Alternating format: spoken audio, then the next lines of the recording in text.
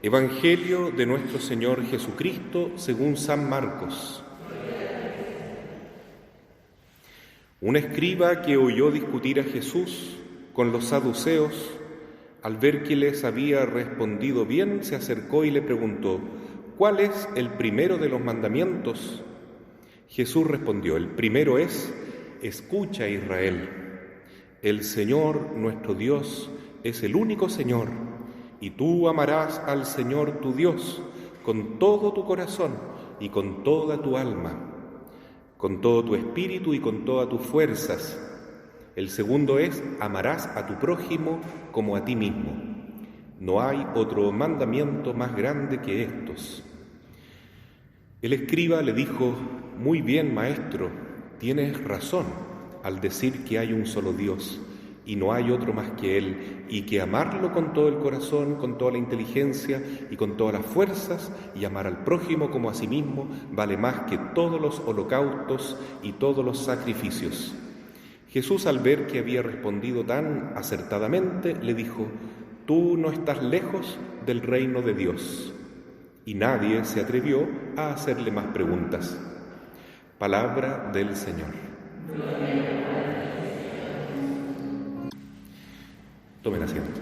Queridos hermanos, cuando a Jesús se le pregunta hoy cuál es el mandamiento más importante, hay que tomar en cuenta primero que para los judíos existían más de 600 leyes religiosas y había que vivirlas todas al pie de la letra.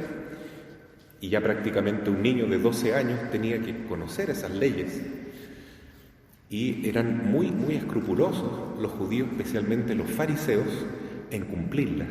A veces más preocupados de la exterioridad que de la intención verdadera del corazón. Entonces, era una pregunta importante: ¿cuál de todos estos mandamientos es el más importante? Porque no es solamente una ley que Dios da, sino que es un camino que nosotros debemos recorrer para salvarnos, es decir, el camino que lleva a la vida. Todo judío y todo hombre religioso en la historia ha querido eso, ¿no? Encontrar el camino que nos lleva a la salvación, a la felicidad, a la vida eterna. Entonces Jesús responde lo siguiente: escucha, Israel. Ese escucha se traduce en hebreo Shema, escucha, y la palabra obediencia viene de audire, o sea, oír desde el corazón de Dios en el propio corazón.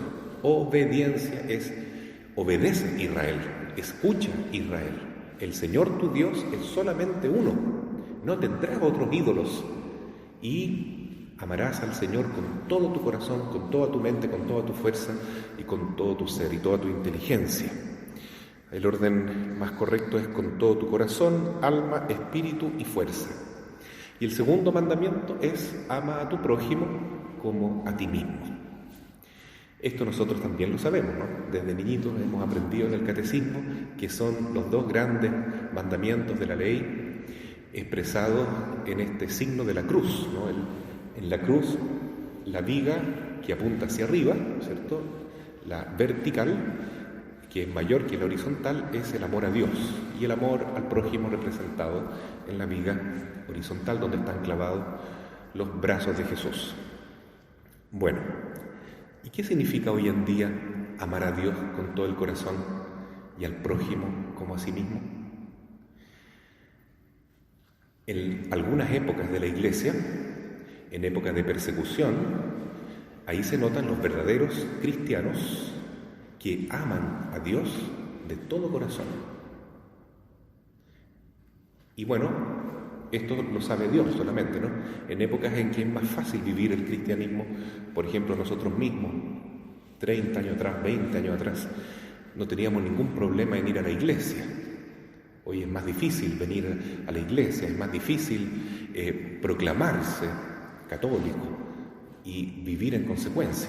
Hasta el propio presidente de Chile, que se dice católico, está actuando en forma contraria a la moral cristiana. Entonces lo digo por el anuncio que él hizo sobre la ley de matrimonio igualitario, ¿ya? Ante lo cual se produjo un rechazo total de la Comisión Episcopal de Chile y también de las iglesias evangélicas, como ustedes bien saben, porque va contra la ley de Dios y contra la ley natural, lo que propone este presidente, que no actúa como católico en ese punto, no actúa como cristiano. Bueno, entonces, en épocas difíciles, queridos hermanos, es difícil justamente decir yo soy católico con todas sus consecuencias, con todo lo que enseña la Biblia, con todo lo que enseña el magisterio de la Iglesia, con todo lo que se desprende de la moral cristiana. Es muy difícil. Pero en estas épocas de persecuciones han surgido los mártires. La palabra mártir significa testigo. Martirio es testimonio. Son aquellos que están dispuestos a testimoniar su fe hasta el punto de derramar su propia sangre, de entregar su propia vida por amor a Dios. ¿Puede haber un signo más bonito de amor a Dios? Jesús mismo lo dijo: no hay amor más grande que dar la vida por los que amamos. Entonces los mártires son aquellos que dan su vida por amor a Dios, por amor a Jesús, por amor al Evangelio, a la enseñanza verdadera de la Iglesia. Y no tienen ningún problema. Hoy día celebramos la fiesta de San Carlos Luanga y los compañeros mártires, que eran de esta región de Uganda, en África, a fines del siglo XIX.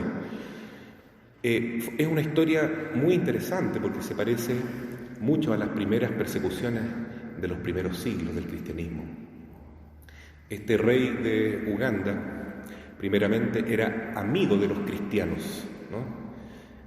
Haciendo la misma comparación con el presidente de Chile, que se dice católico al principio, ¿no? Eso reclamaban los evangélicos, que por qué él vino a rogar votos aquí a nuestras iglesias, prometiendo que no iba a legislar eso y ahora lo está haciendo. ¿Por qué es tan inconsecuente?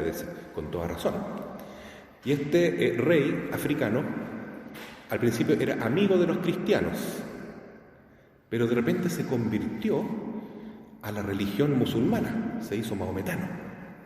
Y ahí, en esa nueva religión, le enseñaron que no había ningún problema en tener relaciones homosexuales. Y este rey tenía muchos jóvenes que le acompañaban, que eran cortesanos y que eran católicos, y algunos eran anglicanos, pero todos cristianos, ¿no? Y entonces estos jóvenes acompañaban y servían al rey. Pero este rey, que se llenó del pecado, de la lujuria, le hizo insinuaciones primero y después requerimientos totalmente pecaminosos a estos jóvenes para vivir actos homosexuales con ellos. Jóvenes, estamos hablando entre 18 y 22 años, más o menos. Y ellos dijeron: no, por supuesto que no. Nosotros podemos convivir contigo, rey, porque tú eres el rey y tú haz lo que quieras, tú responde ante Dios, pero no nos exijas a nosotros pecar junto contigo. Entonces el rey le dijo: bueno, pero si ustedes no hacen lo que yo digo, yo los voy a matar a ustedes y a sus familiares y a todos aquellos que rezan a este Dios cristiano.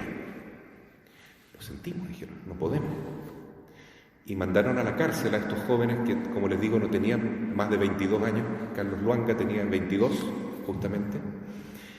Y llegaron muchos familiares diciendo: por favor, cedan un poquito, no sean tan estrictos, tan fanáticos, entre comillas, porque si no nos van a matar a todos. Y ellos dijeron: no, primero amar a Dios sobre todas las cosas. No vamos a cometer el pecado que ese rey quiere. Además que el rey tenía otro problema con los cristianos, porque él participaba del tráfico de esclavos también, ¿no? Y los líderes cristianos estaban en contra de eso. Bueno, y el rey decreta esta persecución a los cristianos. Mueren miles de cristianos, anglicanos y católicos. Y la Iglesia reconoce algunos de ellos, los que se saben algunos nombres, entre ellos Carlos Luanga y sus compañeros. Entonces es impresionante que a lo largo de la historia, no solo en los primeros siglos, y también hoy, tal vez en forma anónima, sin que nosotros lo sepamos, hay cristianos que están dispuestos a dar su vida por amor a Jesús, por amor a la enseñanza de la Iglesia, porque hay que amar a Dios sobre todas las cosas, incluso sobre la propia vida. Y amar al prójimo no significa caer en el pecado, ¿no? Porque todas estas leyes satánicas que están tratando de promulgarse ahora, como la ley de eutanasia, se hacen en nombre del amor. Por ejemplo, matemos a los viejitos, matemos a los enfermos terminales, por compasión. Compasión. ¿Cuándo va a ser compasión verdadera? Un asesinato. Matemos a los niños en el seno de sus madres por compasión con las pobres mamás que fueron a lo mejor violadas, o que viene un niño deforme o con discapacidad. Pobre mamá, ella tiene derecho a elegir que se mate nomás al niño. Entonces es una sociedad que se construye sin Dios, fuera del amor a Dios. Y como dijo San Juan Pablo II, esta cultura de la muerte acabará por volverse contra el mismo hombre.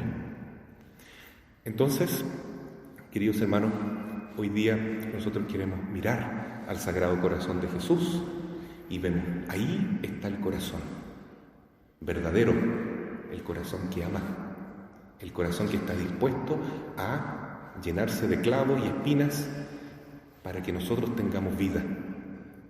La pregunta es, ¿nosotros estamos dispuestos a entregar nuestro corazón, nuestra vida y hasta nuestra sangre, si fuera necesario, y nuestra fama, nuestro prestigio, para amar a Dios sobre todas las cosas? Esa es la gran pregunta en el mes del Sagrado Corazón de Jesús.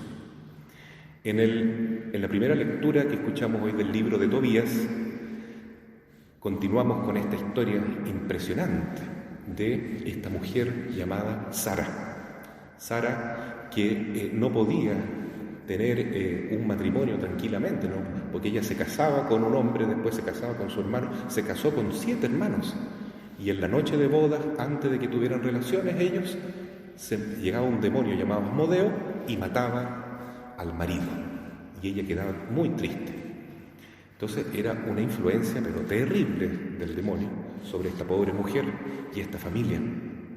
¿Y qué pasa? Que Dios interviene cuando ella reza, cuando pide con humildad. Le pide al Señor compasión, o por último que la haga morir, porque ya no aguanta más ese sufrimiento. Y Dios le envía a esta mujer maravillosa, al joven Tobías, ¿no es cierto?, que acompañado del arcángel San Rafael, hizo todo lo que tenía que hacer, inclusive la noche de bodas, en que él se casó con ella, sabiendo que estaba este demonio. Él no tuvo relaciones con ella, sino que le dijo, recemos, hermana, oremos. Y se pusieron de rodillas delante de la cama y escuchamos esa bella oración de la primera lectura, ¿no?, donde se dice que el matrimonio tiene que ser único, verdadero y santo. Matrimonio, entonces, es una relación de ¿cuántas personas? Al menos 3, ¿no es cierto? El marido, la esposa y Dios. Y eso es lo que hacen estos 2 esposos maravillosos y santos. En la noche de boda se consagran a Dios por entero y le pide a Dios que proteja su vida para que lleguen ambos a la ancianidad. Se acuestan, duermen tranquilitos, y lo que no alcanza a decir la lectura de hoy, pero a lo mejor mañana, es que no se murió Tobías, no se murió. Dios lo protegió y expulsó a este demonio Asmodeo de la vida de este matrimonio. Hoy también nosotros tenemos que rezar, implorar, porque hay muchas mujeres que sufren por el ataque de Satanás o de múltiples demonios. Muchas mujeres están sufriendo esto. Hay mujeres que tienen heridas espirituales, heridas en su alma, que las llevan a cometer el error de caer en el feminismo. El feminismo que va contra la Virgen María, que está a favor del aborto, que es ateo, que es violento, que odia al ser humano masculino. Eso es totalmente diabólico. Entonces, ¿qué hay que hacer? Rezar, pedir. Tengo un amigo que es un sacerdote, exorcista, en Concepción, y le pasó algo extraordinario. Resulta que llegó una señora que estaba con una posesión diabólica y él le hizo oraciones. Y llegaron la hija de esta señora y y una amiga de ella que eran de estas feministas, y estaban enojadas con el sacerdote. ¿Por qué le hacía eso a su mamá? Y el padre le dijo: vengan conmigo, vengan a la próxima sesión de exorcismo. Y entonces, cuando el padre le ponía agüita bendita a la mamá y esta señora se revolcaba en el suelo por la acción del demonio, la hija quedó impresionada. Nunca imaginó que el poder de la fe y los sacramentales de la Iglesia era tan grande.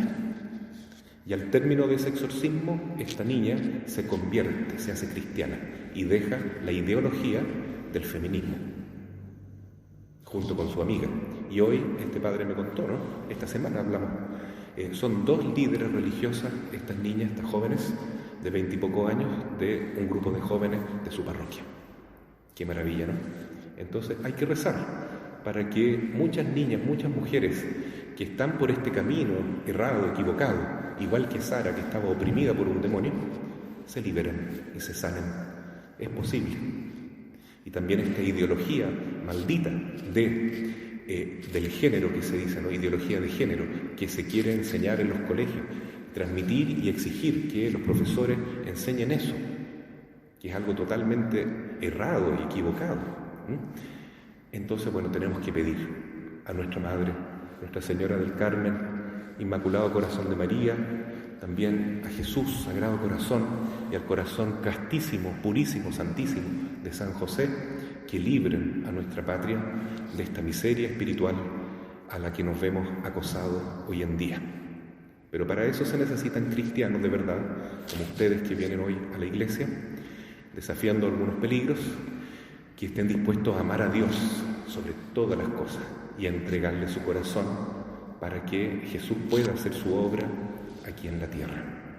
La Santísima Virgen dice en Fátima 2 cosas impresionantes que también se las comunica después a Sor Lucía de Fátima. Una, que el demonio quiere en este tiempo destruir la familia humana, y eso ya lo estamos viendo.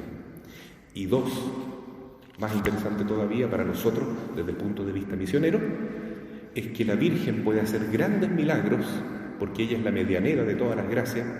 Si nosotros rezamos más el Santo Rosario, si hacemos más penitencia y nos acercamos a adorar a Cristo en la Eucaristía, entonces si nosotros vivimos esto, es decir, vivimos el primer mandamiento, la Virgen podrá hacer grandes maravillas y aplastará la cabeza de la serpiente antigua y no podrá seguir haciendo tanto daño en nuestras comunidades y en nuestras familias. Así sea. Amén.